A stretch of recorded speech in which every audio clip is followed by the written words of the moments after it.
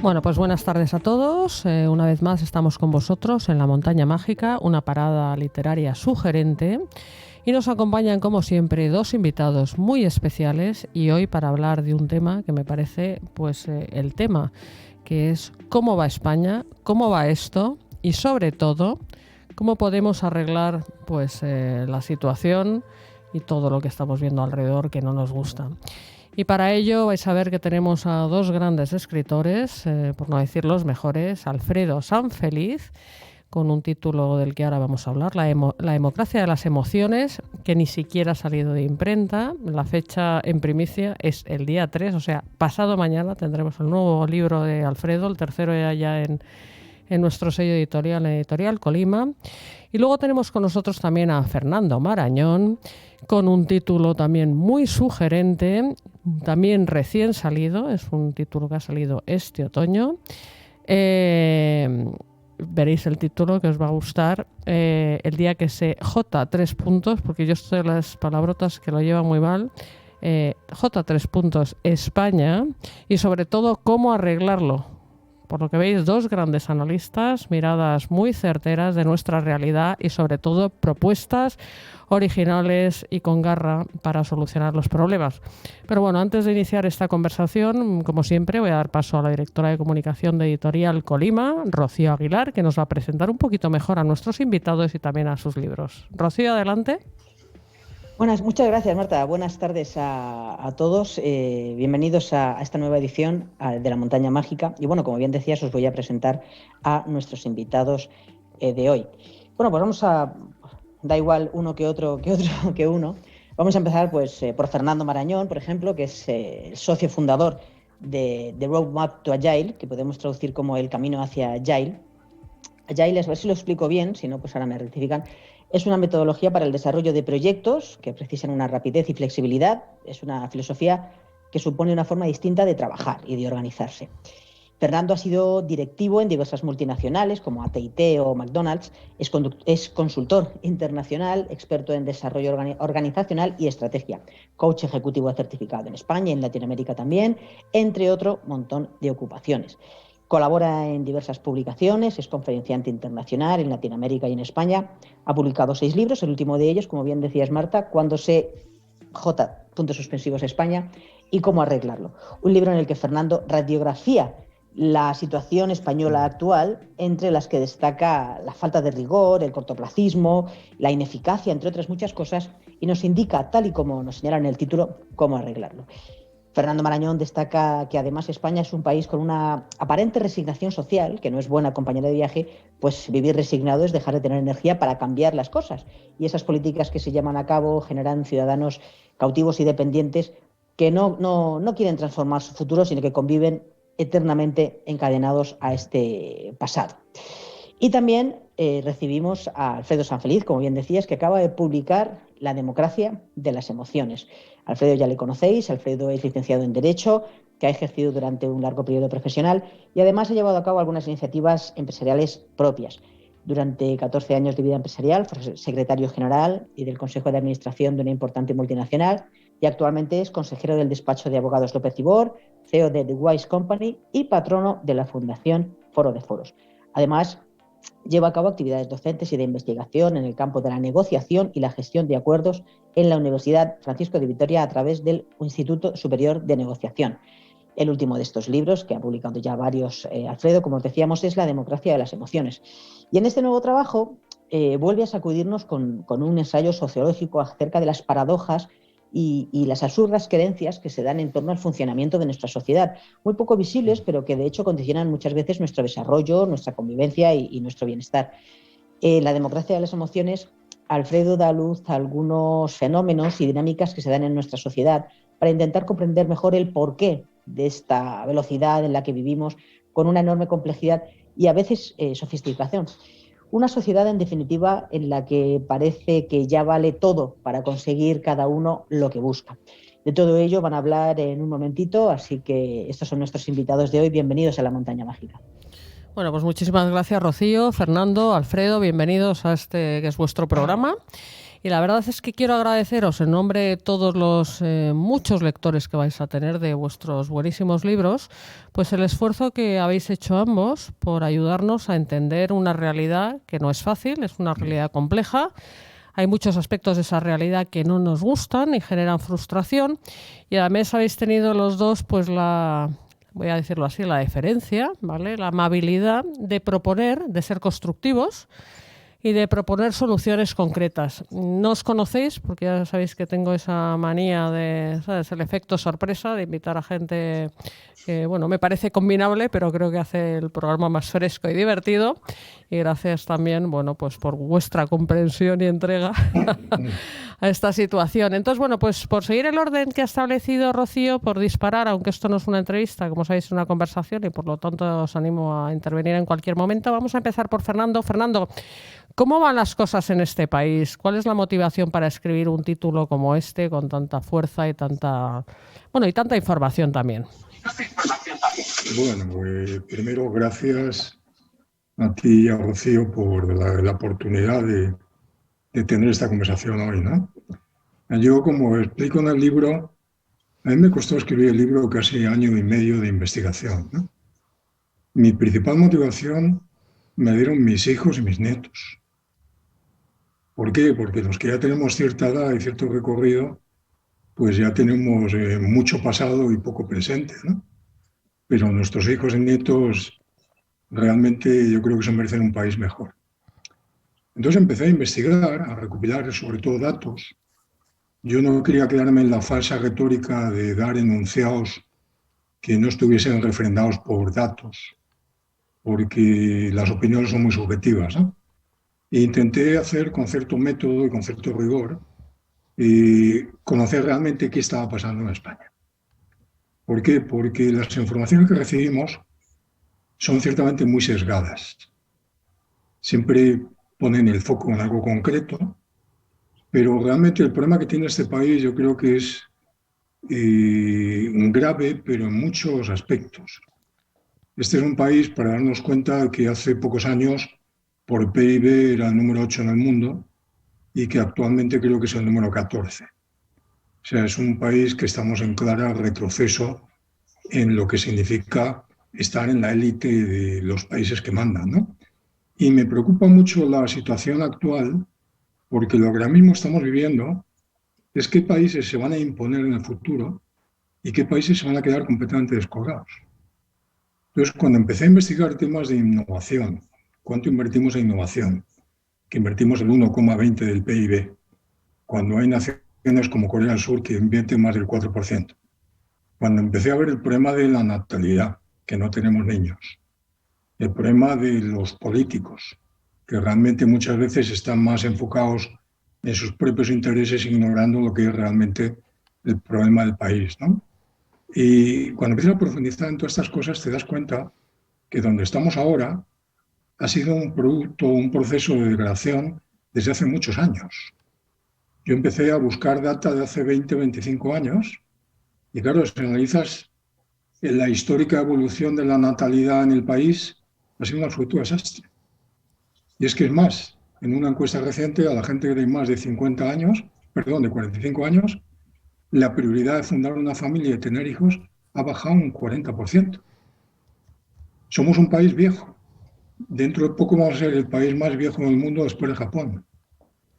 Somos un país que no innova, un país sin jóvenes, con un desempleo juvenil brutal desde hace décadas, que no es de ayer ni de antes de ayer, con muy poca inversión e innovación y con un gasto público que es absolutamente insoportable. Entonces, a mí el panorama que descubrí cuando empecé a investigar me dejó absolutamente perplejo, porque no analicé solamente un dato, sino una transversalidad del dato, ¿no? Y lo que sí me preocupó es de dar recetas, porque criticar todos sabemos hacerlo, es muy sencillo, pero sí me propuse en la última parte del libro decir cómo arreglar lo que a mí es lo que más me gusta del libro, no solamente el diagnóstico, sino el qué podemos hacer para cambiar esto. Y sobre todo, recuperar la ilusión. Yo veo un país, oye, que no protesta, un país que estamos todos domesticados, que no veo, no sé, un querer cambiar. Parece que estamos un poquitín aborregados, ¿no? Y a mí eso sí realmente me preocupa como país. Bueno, Esto por empezar el diálogo. No, genial, Fernando, estupendo. Además, bueno, tu libro efectivamente tiene ese punto que me gusta a mí, por eso lo hemos publicado, de azotar las conciencias, voy a decirlo así, ¿no? De invitar a la reflexión. Igual que Alfredo, desde otra mirada. Alfredo también es, como decía Rocío, es experto en tema de conflictos. Él lleva muchísimo tiempo escribiendo e investigando sobre la condición humana.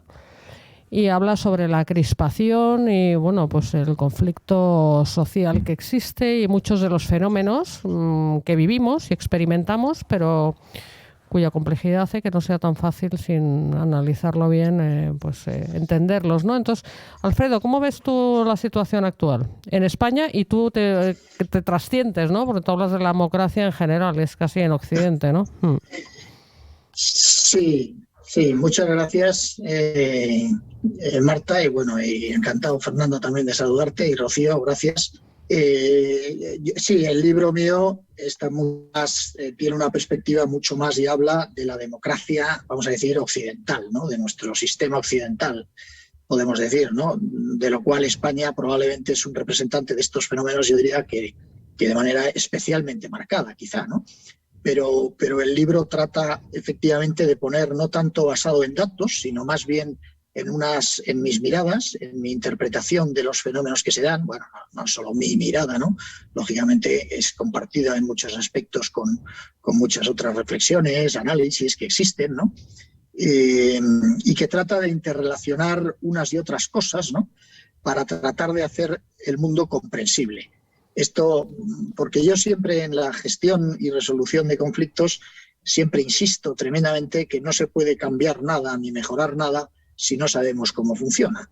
Entonces el libro después del anterior que escribí, que se llamaba Por fin me comprendo, y que se refería un poco a la gestión, si se quiere, personal, ¿no? Y a la autocomprensión, pues este libro tiene la pretensión de que todos y cada uno, por más que nos quejemos de unas y otras cosas de nuestra sociedad que no nos gustan, para poder corregirla, para poder mejorarla, es imprescindible partir de conocerla, ¿no? Y en ese conocerla, pues bueno, tenemos que también hacer un cierto reconocimiento de en qué medida nosotros también contribuimos a que la sociedad sea como es, ¿no?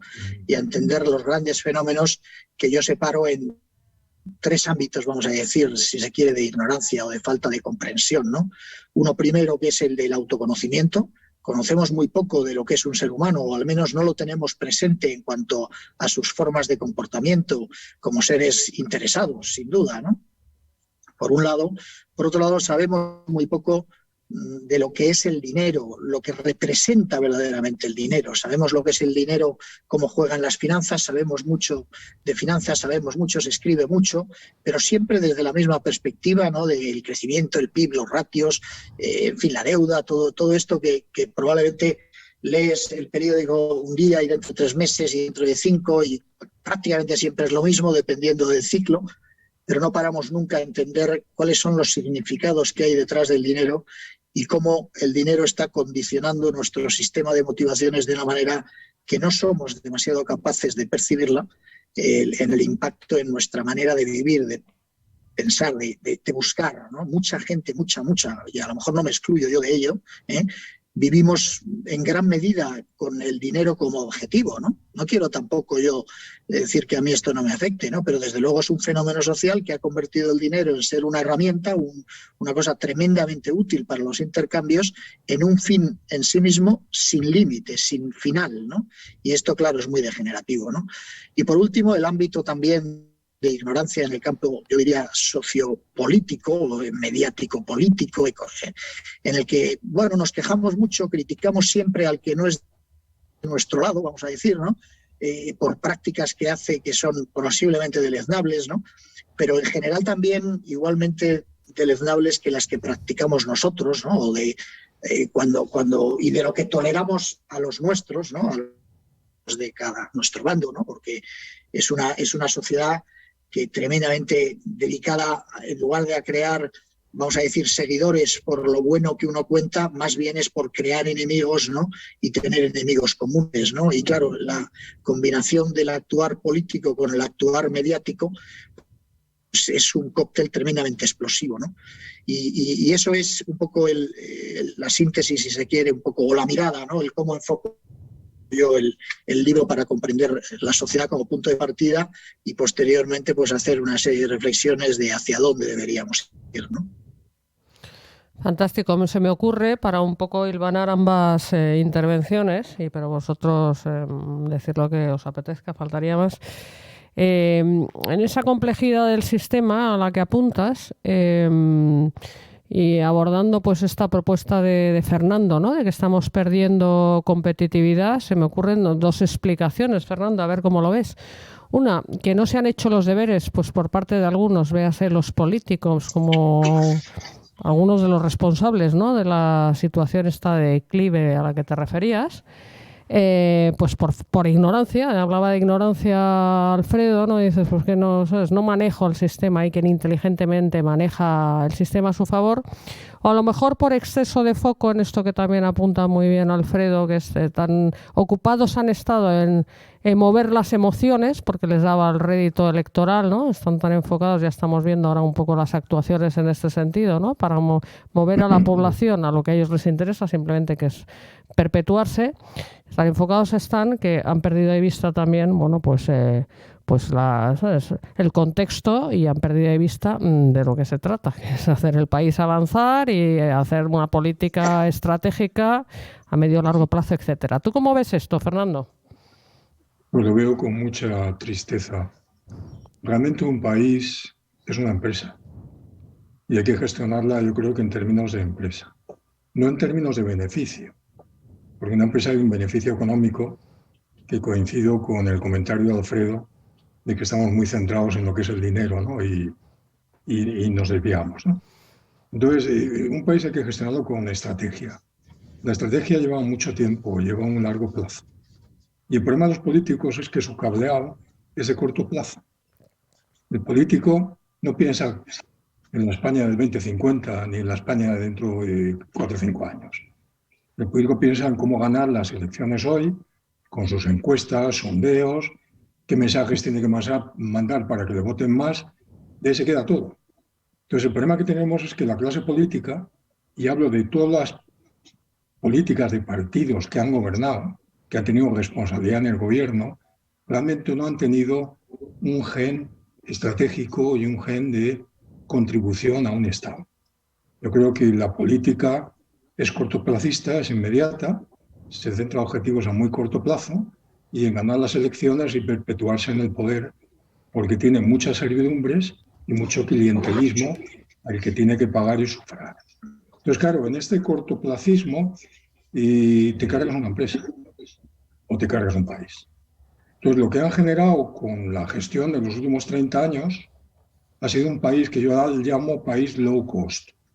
España es un país de muy bajo valor añadido.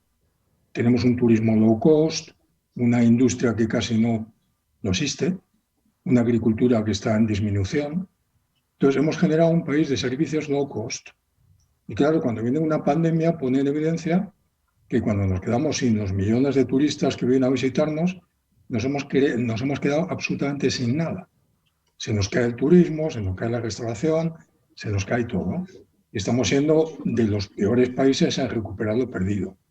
¿Por qué? Porque la estructura de Estado que tenemos es ineficiente, no es innovadora, y hemos generado, ya te digo, un país de muy bajo coste que realmente tiene muy poco beneficio. Y creo que aquí el problema es la propia genética del político, que es cortoplacista, que no es transversal. Mira, el problema de la natalidad no es un problema de un gobierno de 4 años, es un problema de toda clase política.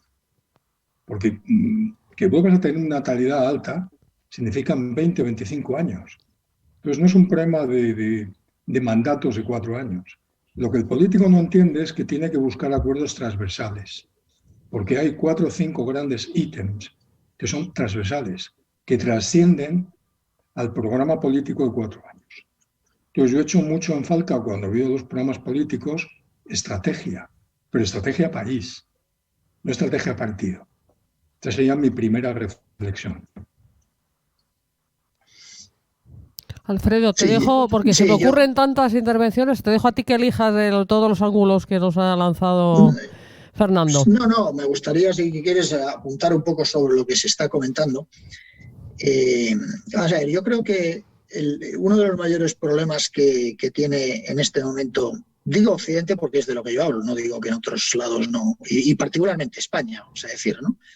Es la enorme deslealtad en un sentido amplio de las personas representantes de cosas, y esto podríamos hablar de los políticos, de los medios de comunicación o incluso de las empresas en muchos ámbitos, que parece que trabajan para una cosa, pero realmente trabajan para otra, que es su propio interés. Como tú decías, el señor político realmente es que le trae al fresco, y estoy exagerando, pero no tanto, casi todo menos ganar las elecciones. Pero el problema, y es donde a lo mejor yo tengo una mirada algo distinta a la tuya, Fernando, no lo sé, pero yo soy más de comprender las cosas que de criticar los comportamientos. Porque al final, aunque estoy totalmente de acuerdo en ese comportamiento político que a mí me parece, en fin, repugnante, ¿no? Pero es el que es, ¿no? Y no solo en España, esto es porque nosotros les votamos.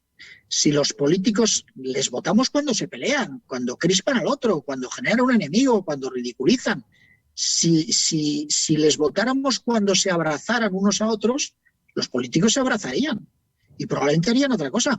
Es verdad que es difícil salir de este bucle, ¿no? Pero creo que es bastante importante también mirarnos todos y cada uno de nosotros a nuestra responsabilidad y ver en qué medida no contribuimos un poco a esto, ¿no? En las empresas igual las prácticas se han ido haciendo agresivas hasta el extremo. Hay empresas que hacen unas cosas de, vamos a decir, quitar un eurillo a cada uno, pero a millones y millones de señores, con unas prácticas que son prácticamente pequeñitos robos, por llamarle de alguna manera, y que sin embargo luego les dan el premio al mejor ejecutivo porque han mejorado la rentabilidad de no sé cuánto tiempo. Y nos parece bien y se le aplaude, hombre, mira qué exitoso. Bueno, y esto no hace falta ser demasiado ni listo ni haber estudiado demasiado para verlo. Todos lo sabemos y todos lo toleramos con una normalidad absolutamente increíble, porque el sistema de valores de Occidente está en absoluta degeneración al servicio de la eficacia, vamos a decir, económico-financiera. Y es que pero no de un año ni de una legislatura, de unas decenas de años, ¿no?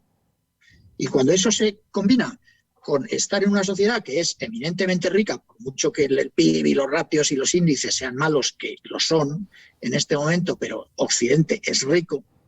Cuando yo digo rico, es que salvo las disfunciones sociales, de diferencias o de gente desacoplada, pues aquí se come, aquí se refugia uno, aquí hay ropa, y por tanto, en Occidente ha dejado de estar presente una de las preocupaciones básicas que ha consumido nuestra energía durante toda nuestra historia hasta hace solo unas décadas, que es comer. Y cuando el cerebro no está verdaderamente preocupado mientras duerme, mientras camina, mientras tal, en la comida suya y de sus hijos, cosa que hoy no lo está, porque hoy el Estado nos lo da, sinceramente, por una vía o por otra, con mayor o menor dignidad o indignidad, ¿no? Pues hay que preocuparse por otras cosas, hay que buscar hueco. Y si además eso lo combinamos con la automatización que cada vez está expulsando a más gente o del mercado de trabajo o del mercado digno de trabajo, pues claro, la gente se tiene que buscar la vida como sea, llamando la atención, y como leía en uno de los memes que cogí, que transcribo en el libro, la mayor fuente, quizás una exageración, no es un dato, ¿no? Pero probablemente de las mayores fuentes de generación de trabajo en Occidente y desde luego en España es la confrontación. Es que si no hubiera confrontación sobraríamos una barbaridad más de personas, ¿no? Y es verdad que no haríamos otras cosas. Bueno, sí, pero si todos fuéramos tan eficientes en el mundo, pues no sé muy bien a qué nos íbamos a dedicar, en tanto en cuanto no cambiemos nuestro foco, nuestra mirada y lo que perseguimos, que tiene que ir mucho más en el plano de un desarrollo personal, espiritual, en fin, de otro tipo, porque ya mucho más coche, más comida, más de esas cosas materiales o de estatus, que es todo competitivo, comparativo, pues yo creo que procura muy poca calidad de vida y mucha confrontación, de una manera o de otra, ¿no? Y por tanto insatisfacción. Fernando, todo esto que, como vemos, Alfredo lo tiene muy estudiado, analizado, lo explica con una sensatez, un sentido común, en fin, rotundo, imbatible, pero efectivamente parece que es algo, como él bien dice, transversal pues a todas las democracias modernas, el sistema económico financiero imperante, etcétera. ¿Por qué en España, o sea, siendo todo esto, vamos a dárselo por bueno el diagnóstico, Alfredo, todo va un poco peor, como apuntabas tú?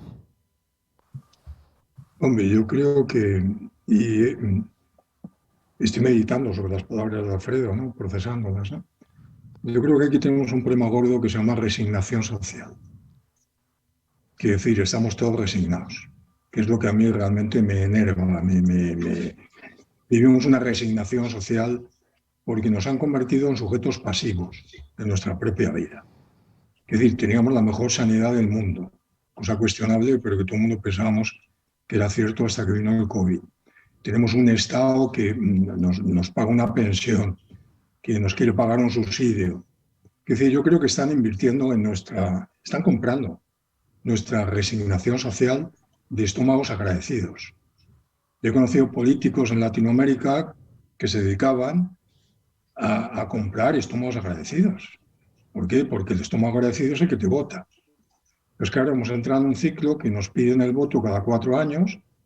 No te piden que votes ciertas políticas en plan referéndum cada cierto tiempo, que sería lo deseable en una democracia sana, sino que hacen lo que se da la gana y cada 4 años pues nos dicen, oye, venir a votar.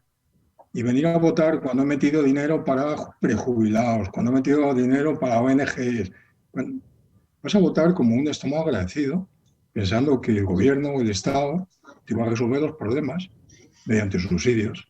Y ahí empezamos a vivir tranquilamente, de forma pasiva, yendo cada 4 años a votar. Entonces, a mí esa resignación social creo que es el principal problema.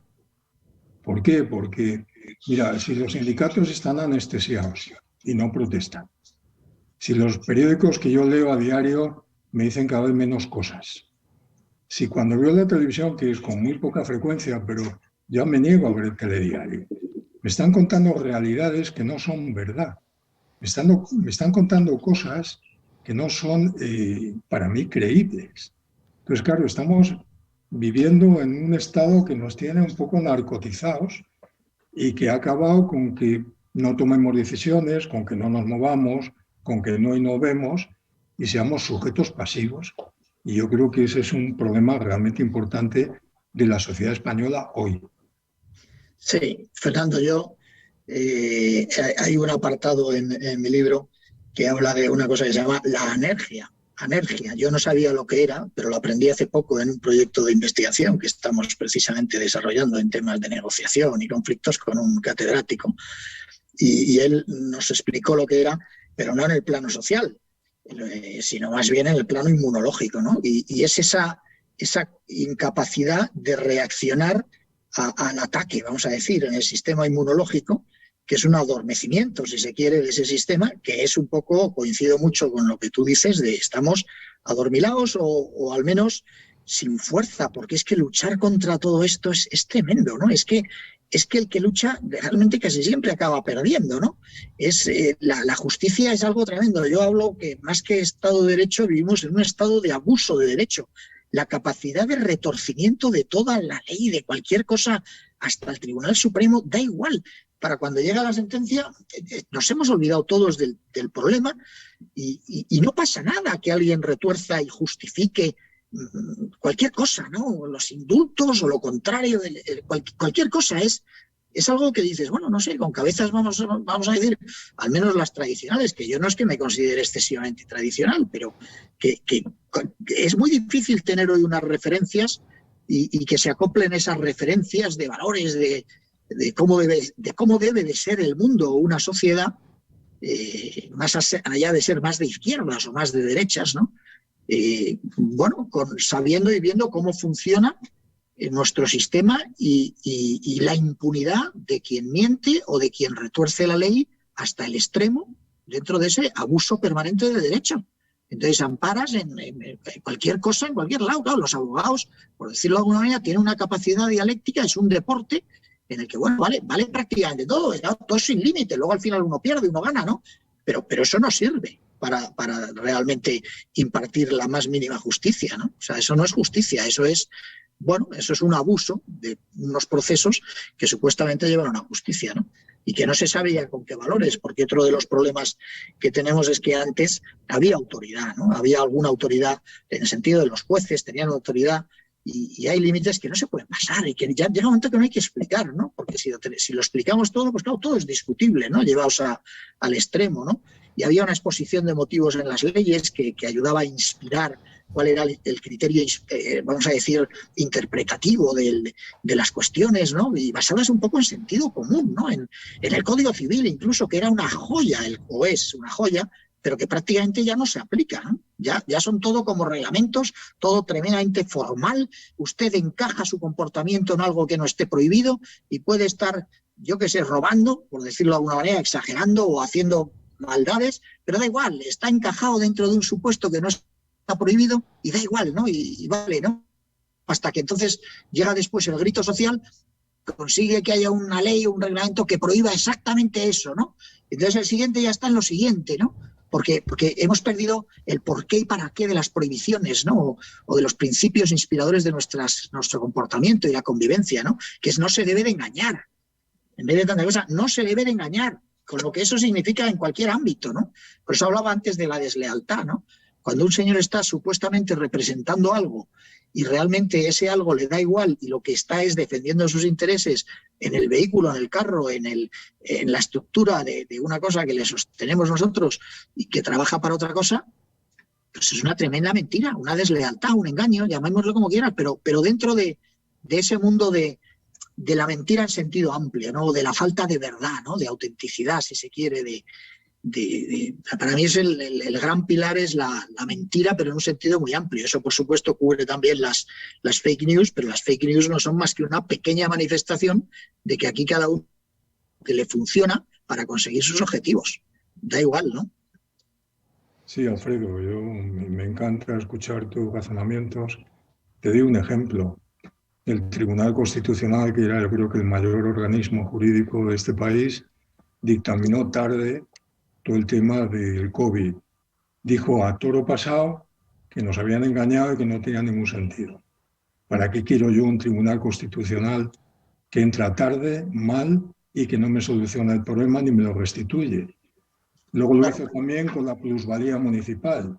Dijo, oiga, mire, todo este sistema de impuestos que usted está pagando durante no sé cuántos años ya no vale.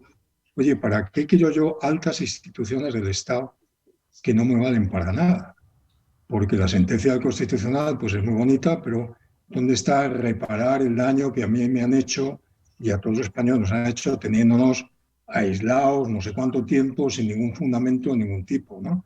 Entonces el problema para mí es de credibilidad de lo que es el Estado, no siquiera el gobierno, porque el gobierno es política, el Estado es otra cosa. Si los órganos del Estado realmente, oye, ni están ni se les espera, ni contribuyen nada más que a complicar las cosas, pues hay algo mal que hemos hecho en todo este recorrido, ¿no? Eso lo tengo claro. Y los medios de comunicación, pues más de lo mismo, ¿no? Y realmente a mí eso es lo que me entristece. Lo que pasa es que la resignación no es buena compañera. Yo me peleo conmigo mismo para no vivir resignado. Creo que lo peor que podemos hacer es vivir entregados y resignados. Y ahí está un poco ese empujoncito que yo doy de, oye, ¿por qué no hacemos un manifiesto a nivel de España que digamos, repensemos España? Y yo, de hecho, en el libro vamos a pasar a espejo. las soluciones, Fernando. Sí, te interrumpo para pasar como, efectivamente, porque te has declarado optimista. Sé que lo eres, al igual que lo es Alfredo, y me apetece mucho que tengáis ahora tiempo, efectivamente, de explayaros en esto que estás iniciando ahora, ¿no? En unas propuestas de acción encaminadas a mejorar todo esto, ¿no? Por parte de todos. Entonces, adelante. Claro, yo mira, creo que fundamentalmente el problema que tiene este país es un problema de innovación. O sea, somos un país ya viejo, obsoleto y hay que innovar. Hay que meter mucho más dinero en los presupuestos para innovar. Y ahora se nos da la oportunidad de todos estos fondos que vienen de Europa, que oye, esos tendrían que ser realmente el dinero aplicado a transformar este país en todos los niveles. Y la primera forma de transformar el país es innovando, invirtiendo en temas que van a venir, de lo verde, lo eólico, lo fotovoltaico, todas las nuevas energías. Hay que meter dinero ahí, eso no es cuestión simplemente de pensar, sino de invertir, ¿no? Y también transformar la mentalidad. Es verdad que, y lo comparto con un comentario de Alfredo, de que muchas grandes compañías en España son muy ineficientes. O sea, España globalmente para mí es un país completamente ineficiente y lo que necesitamos es ser mucho más eficiente en todo, en los productos que damos, en los servicios, en cómo lo damos, en cómo nos quejamos, en cómo reclamamos y qué garantías se nos dan.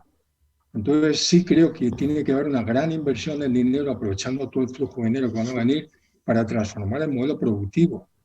Es que no tenemos agricultura. Yo vivo aquí en una aldea y aquí cuando se levanta el tema de las vacas y el tema que está ahora de la España vaciada y tal, yo lo digo todos los días, ¿no? Aquí nadie cultiva nada. La gente cultiva un poquito de maíz para su propio autoconsumo. Pero aquí, vacas, creo que hay un señor que tiene 4 vacas, nada más. Entonces, claro, tenemos un país que no tiene energía, no tenemos agua, no tenemos luz. La luz la estamos importando de todos lados. Oye, cambiemos el modelo. Centrales nucleares, no, pero si todo el mundo está en el tema nuclear porque es barato y eficiente. Entonces, claro, lo que hay que canalizar todo ese flujo de dinero que va a venir, o que dicen que va a venir, para transformar absolutamente todo lo que podamos con un mantra que para mí es innovación. Y cambiar de forma de pensar, tanto del político como del directivo, como del funcionario, como de la persona que somos. Porque si seguimos con el mismo esquema mental y actuando de la misma manera, yo veo un futuro incierto. Alfredo, muy bien, Fernando. Sí, yo lo que dices lo comparto plenamente, y España necesita claramente, reforzar o reorientar su modelo. Es verdad que con una serie de cuestiones que has dicho, pues el tema del turismo pues tiene mucha razón de ser en España por muchas cuestiones, ¿no? Y es verdad que a veces hay cuestiones que son un poco del azar, ¿no? Viene la pandemia, nos viene mal a nosotros, en otros momentos hay otras cosas, nos viene bien, y bueno, pues esto yo diría que todos los países tienen sus buenos y malos momentos relacionados con sus fortalezas, ¿no?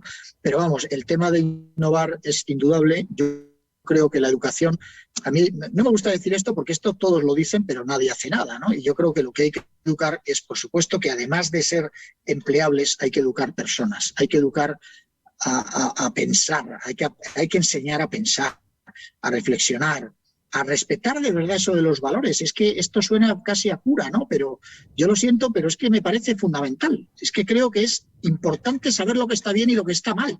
Y que haya más o menos una cosa que estemos de acuerdo todos, ¿no? Porque en el fondo los políticos, cuando están en un cuarto oscuro, están casi todos de acuerdo en casi todo. El único problema es que cuando están actuando en público es cuando empiezan a generar esta confrontación, esta pelea. Entonces, España es un país en el que no se puede hacer nada. Porque si yo digo A, el de enfrente dice B, aunque esté de acuerdo. Si es que le da igual estar de acuerdo, ¿no? Si eso es irrelevante, es que está al servicio de mi uso partidista. Entonces, esto cuando desde arriba fluye en todos los sentidos, bueno, pues claro, cada uno va buscando su hueco de mala manera, haciendo lo que le parece, gritando, creando nuevas causas y realmente haciendo muy, muy ineficiente cualquier cosa, porque nadie se atreve a meter mano a las cosas, porque entonces sale la crítica de unos y gritan y lo explotan emocionalmente, políticamente. Y para mí, por tanto, el camino con independencia de incrementar o al margen o en paralelo con el incremento de la inversión en I+D, bueno, reconfigurar el modelo en muchos aspectos, ¿no? Como por ejemplo el del trabajo juvenil es dramático. Pues la situación de paro o de baja calidad de los empleos de la gente joven, vamos, es que me parece una cosa tremendísima en este país, que creo que también es el líder en el mundo, ¿no?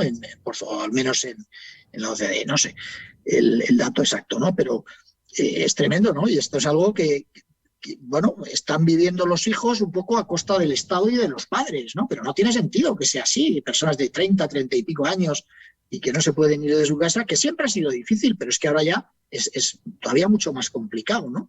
Y entonces, bueno, pues lo primero que hay que hacer es de verdad dejar de estar explotando cada cuestión a tratar al servicio de los intereses del partido, ¿no? Del que sea, del que sea, ¿no? Y entonces esto creo que nos daría una enorme energía y unas enormes capacidades para sacar todo lo bueno que tienen los españoles, que yo creo que sí son eficaces. Cuando se ponen a ello, somos tremendamente creativos, somos amables, simpáticos, atractivos para los señores de fuera, y cuando nos ponemos a hacer cosas en la industria, pues hay magníficos ejemplos. Y bueno, y en muchos ámbitos y campos, ¿no? que creo que somos muy buenos y con mucho potencial, pero nos dedicamos demasiado a pelearnos unos con otros, ¿no? Yo he hecho muy en falta, yo me dediqué a leer el New Deal de Franklin Delano Roosevelt, que creo que ha sido de los mejores presidentes, no que ha tenido Estados Unidos, sino que creo de los grandes presidentes mundiales. Este hombre recibió una recesión mundial que todo se fue a pique. La bolsa cayó a todos niveles, la pobreza, o sea, recibió un país económicamente, Estados Unidos, destruido. Tuvo que lidiar todo el tema de Pearl Harbor, de la Segunda Guerra Mundial.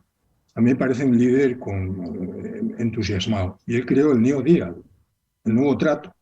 Yo creo que España necesita un New Deal que comprometa a todos los políticos ante una situación realmente de emergencia como la que tenemos.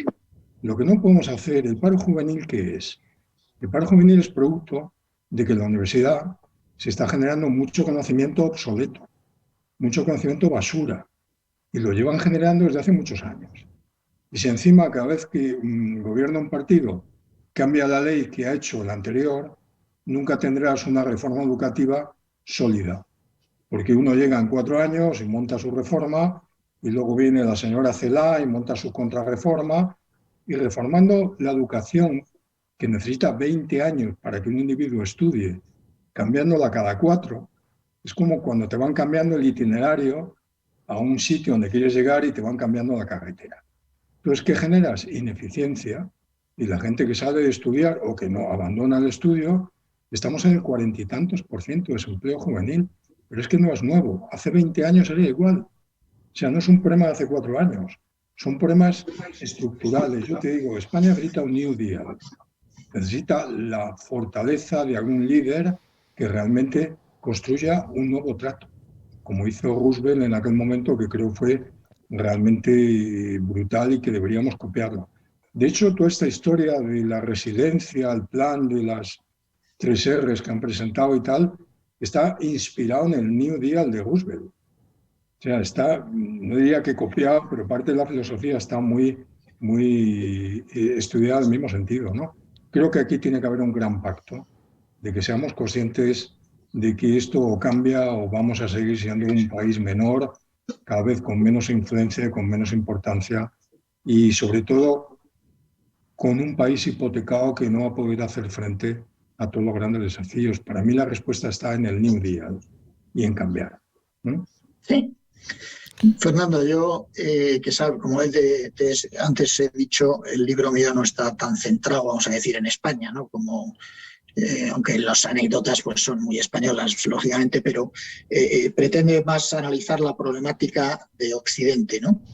Y ahí hay un mensaje tremendamente importante en el libro, ¿no? Que es que en tanto en cuanto Occidente siga poniendo el foco en las cuestiones de productividad y económicas, sin darse cuenta de que, vivimos en la absoluta abundancia, y empiece a recuperar esos valores y aquello que verdaderamente es importante para un ser humano, y creo que el camino que llevaremos es muy malo, porque porque la productividad o la automatización, la robotización nos lleva a ir bajando a las clases medias hacia las clases bajas, fenómeno que ya se ha empezado a producir hace unas cuantas décadas, ¿no? Y que de seguir así será creciente, sin dejar hueco a la gente, nada más que para chillar y crear una nueva causa que le dé sitio, que le dé hueco, que le dé existencia, ¿no?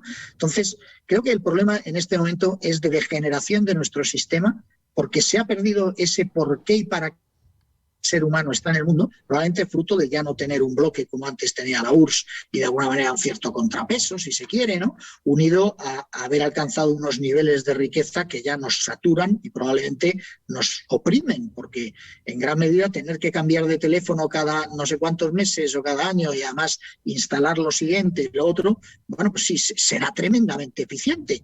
Pero yo cuando pregunto en alguna conferencia si para nuestros hijos querríamos un mundo más rico y más eficiente o un mundo más amable, en general la gente no quiere un mundo más eficiente y más rico, cuando ya vivimos bien, sino un mundo más amable. Más amable quiere decir que sea más agradable ir a trabajar, entrar en una tienda, llamar a una multinacional de servicios, no vamos a poner nombre, y que te coja una persona al teléfono y te atienda. No sé, es que llega un momento que no sea una máquina. Eso es que creo que debíamos ir tendiendo a darnos cuenta, por eso digo ese autoconocimiento que empezaba hoy explicando al principio, de la importancia de conocer qué es lo importante para un ser humano cuando ya tiene la comida y lo tiene todo, vamos a decir, pues debería de ser el punto de partida. Y hoy, en el libro me refiero así, en estos términos, lógicamente metafóricos, la mayor fábrica que nos hace falta en España y en Occidente es una fábrica de actividad humana digna. Actividad humana digna. Y muchas veces la actividad humana digna choca con la productividad. Sí, claro, si usted no puede poner un robot en vez de una persona, usted puede poner máquinas y hacer... Bueno, pero si la obsesión es todo, la productividad, la eficiencia, y sin mirar al ser humano como lo que es, ¿no? Pues realmente creo que la dirección, no de España, en general, en la que España está metida también, pues lleva hacia un precipicio que, bueno, en fin, no soy yo ni me considero pionero en anunciarlo o en preverlo, ¿no? Vamos, o en creer que efectivamente si no enderezamos, mal irá, ¿no?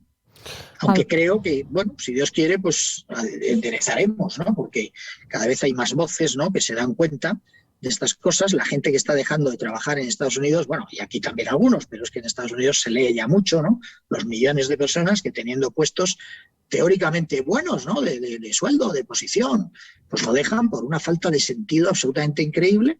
Unamos eso al crecimiento de las enfermedades mentales, cosa que no existían antes, el índice de suicidios, todo esto. ¿Por qué? Porque seguimos pensando que esto nos lo arregla el dinero, y esto no nos lo arregla el dinero. Hay una parte que sí, y además hay una parte que hay que mirar, vamos a decir, a los otros bloques, cada uno a sus competidores, en micro, en más macro, así hasta los bloques mundiales, si se quiere, que se tienen que defender y tienen que ser en algo competitivos, ¿no?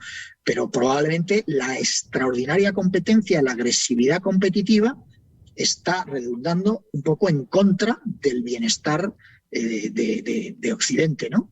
Y esto lo decía Adam Smith, ¿no? O sea, esto no es algo que es que ahora seamos contrarios, no, es que el bien común es una cosa que hay que proteger para el bien particular. Y esto no nos estamos dando cuenta que no estamos, colaboramos muy poco en el mundo y competimos demasiado. Entonces la competencia, claro que es muy buena, pero cuando llega un momento que se degenera y nadie colabora con nadie y todo el mundo compite agresivamente con el de enfrente en todos los ámbitos, el político, el económico, el social, el de reconocimiento, los influencers, y por todos los lados, toda competencia agresiva y sin límites, como decíamos, que vale todo, pues mal rumbo, ¿no? Y por eso es lo que yo creo que hay que tomar conciencia y empezar a corregirlo, ¿no? Cada uno con lo nuestro, ¿no? Y exigiendo un poco a nuestros representantes, pues que tengan estas actitudes para forjar verdaderos líderes, que los hay muy pocos. Pero hay que reconocer que prácticamente hoy ser político líder es algo casi imposible para alguien cuyo mayor activo no sea tener una piel con unas escamas extraordinarias. porque todo no se puede tener. Y las escamas que hay que tener hoy para ser político son más que de elefante, vamos, o de escamas o piel dura, ¿no?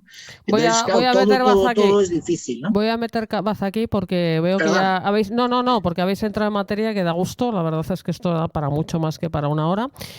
Pero fijaros, simplemente quiero resaltar que vosotros los dos habéis sido valientes, habéis hecho el trabajo, habéis dado un paso al frente publicando estos libros, poniendo de manifiesto todo esto que está pasando. Todos nosotros estamos como equipo ya editorial, ¿no?, de publicación de vuestros trabajos, poniendo nuestro granito de arena para remover al personal que anda adormilado, ¿eh? Y por eso tenemos también una sección de librería que vamos ahora a introducir en el programa. Y Rocío nos va a recomendar la lectura, digamos, como fuente pues de recapacitación y reflexión general, y sobre todo la lectura de buenos libros. Además de los dos vuestros, tenemos una propuesta que hacer aquí a los oyentes. Rocío, adelante. Sí, Marta, buenas tardes de nuevo ya. Tengo aquí alguno, de uno ya habéis hablado, de uno de los libros que es precisamente el libro de Alfredo, el anterior libro de Alfredo, porque el último es La democracia de las emociones, el anterior es Por fin me comprendo. Alfredo tiene un estilo muy ameno y muy directo, y además le da al lector, le proporciona un escaparate con ideas y perspectivas para ayudar a comprenderse mejor a uno mismo y, por extensión, obviamente, a los demás. Por fin me comprendo no tiene una misión divulgativa científica como tal, ya estaba explicando un poquito Alfredo en qué consiste el libro, pero quiere contribuir, sin herir ni contrariar a la ciencia, a un mejor conocimiento y comprensión de los fenómenos que determinan el funcionamiento de los humanos, especialmente en nuestro tiempo. En este libro, Alfredo nos ayuda además a comprender aquellas áreas grises o esos miedos que nos gustaría superar para después caminar hacia la sabiduría. Alfredo no nos ofrece ninguna fórmula mágica para ser felices, pero sí nos ofrece ideas y perspectivas acerca de nuestra forma de ser y funcionar, que sin duda pueden resultar de interés para crecer en nuestra autocomprensión y también la comprensión de los demás, y luego, pues, por extensión, a todo el mundo, ¿no? La siguiente recomendación que quiero daros para hoy es un libro fantástico, es 21 lecciones para el siglo XXI. Por cierto, antes nos he dicho que el libro de Alfredo está editado por Colima. Y por cierto, el libro de Fernando Marañón, El día que se... España, está editado por el Club de la Niebla. Bueno, vuelvo a mi recomendación, que es para que veáis que todos están disponibles en Librería Colima. Este también, 21 lecciones para el siglo XXI, de Yuval Noah Harari. Es un libro escrito por este historiador israelí. Es más conocido sobre todo por sus obras anteriores, Sapiens, de Animales o Dioses, y Homo Deus, Breve historia del mañana. En estos libros, Harari estudiaba el pasado de la humanidad y su futuro. En este libro, en 21 lecciones, se centra en el presente para, a través de esos 21 ensayos, que son los que componen el libro, varios de ellos están basados en artículos publicados en la prensa, etcétera, etcétera, e investiga problemas tecnológicos, políticos, sociales y existenciales de nuestro tiempo. El libro se divide en 5 secciones que yo creo que más o menos también las habéis estado comentando durante el programa, o sea que está todo muy relacionado. El desafío tecnológico, el desafío político, desesperación y esperanza, verdad y resiliencia. En esas 5 secciones se divide este último libro de Yuval Noah Harari. Es que yo siempre lo digo, en Colima tenemos 2 Hararis ya. Sí. Y el último que tenemos, que este también no se sale un poco de lo que estamos comentando, pero también tiene que ver mucho con cómo somos personalmente, y se titula Los guiones que vivimos. Está escrito por Claude Steiner. Este libro parte de la idea de que todos, sabiéndolo o no, representamos un papel, vivimos de acuerdo con un guión, con un script. Casi siempre este guión no es impuesto porque arranca de las decisiones que hemos tomado en nuestra infancia. Es un guión que nace condicionado por la presión de los padres y otros adultos. Este guión vital que en algunas ocasiones nos puede conducir, muy pocas, ¿no?, pero a la depresión, alcoholismo, infelicidad, o simplemente a sentir una insatisfacción permanente, una peculiar impotencia en relación al curso de nuestra vida. Este libro, Los guiones que vivimos, es un libro que nos explica cómo esos guiones, esos patrones de actuación que nos impiden vivir una existencia libre y propia, cómo cambiarlos. Ese mensaje central es la máxima importancia. No es demasiado tarde para salir de nuestra propia trampa y recomenzar una existencia de auténtica plenitud. Como os decía, todos estos libros están disponibles en Librería Colima, en nuestra web, www.libreriacolima.com, y también podéis visitarnos en Madrid, en la calle Covarrubias 28. Fenomenal, Rocío, estupendo. Pues que nos quedan 5 minutos para hacer aquí un cierre espectacular con nuestros dos super invitados. Fernando, ¿qué te apetece decir para cerrar el programa? Bueno, que no nos resignemos, que realmente en nuestra propia vida, en nuestro entorno, influyamos, que mandemos un mensaje de cambio, que no vivamos resignados para nada. Creo que es lo peor. Creemos que tenemos que ser entusiastas, decididos, luchadores, y los proyectos de vida son cortos y no podemos pedir la oportunidad de transformar algo que realmente ahora mismo no funciona. Mi mensaje sería de, oye, asumamos todos el reto y tiremos todos para adelante. Porque si no lo hacemos así, nadie nos va a venir a ayudar.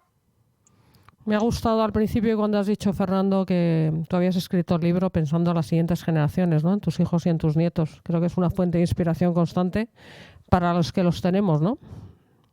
Claro, yo cuando veo a mis hijos y me cuentan, los tres afortunadamente trabajan, alguno vive fuera de España y me cuentan su carrera profesional, sus inquietudes y tal. Y cuando veo a mis nietos, que tengo 6, de 9 años hasta año y medio, al principio me embarga una terrible tristeza, ¿no? De qué país van a recibir y cuál va a ser su futuro, ¿no? Pero esa tristeza luego ya la metabolizo y la transformo en ganas de hacer cosas. Yo no quiero vivir resignado. Yo quiero vivir de manera activa y ser un actor activo del cambio para dejarles una sociedad y un mundo mejor. Y ahí yo creo que debemos ser intransigentes. Debemos ser optimistas e intransigentes. Pues me parece un gran mensaje, Alfredo, en 3 minutos.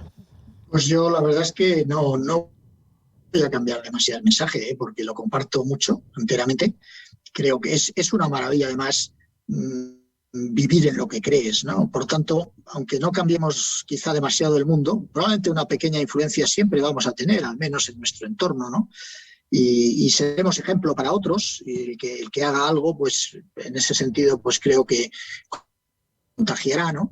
Y efectivamente no nos podemos resignar, tampoco podemos, vamos a decir, el mundo parece que es todo un desastre y en algunos aspectos pues lo será, pero en otros también hay muchas cosas buenas, ¿no? Creo que hay que también no perder de vista todas las grandísimas cosas que tenemos, que nos rodean y disfrutarlas, ¿no? Y en lo que no es tan bueno, que aquí hemos hablado mucho de esa parte que quizá no es tan buena, bueno, pues poner nuestro granito de arena con la mejor de las intenciones, que siempre es lo importante, ¿no? También esas actitudes e intenciones, yo digo, amorosas, ¿no? De mejorar el mundo, y mejorar el mundo es mejorar las relaciones con los demás, ¿no? El querernos, el cuidarnos, ¿no? Y contribuir a que el mundo pues sea un sistema en el que nos podamos todos cuidar y mejorar, ¿no? Nuestra calidad de vida en un sentido integral, ¿no? Y alcanzando pues el mayor nivel de plenitud, ¿no? Y luchemos porque merece la pena, porque procura además un camino de felicidad, si se quiere, ¿no? Cuando uno lucha por aquello en lo que cree, ¿no? Bueno, pues ya habéis visto qué fantásticos autores, propuesta para vosotros, queridos oyentes. Nosotros os invitamos a una cosa muy fácil, leeros los dos estupendos libros de Alfredo y de Fernando. La democracia de las emociones, el día que se fastidió España, lo voy a decir así, ya sabéis que es J3 y cómo arreglarlo. Y os va a dar pistas muy concretas de cómo contribuir a mejorar el mundo desde ya. No hay tiempo que perder. Gracias a todo el equipo. Pedro, Rocío, como siempre, y hasta la próxima semana.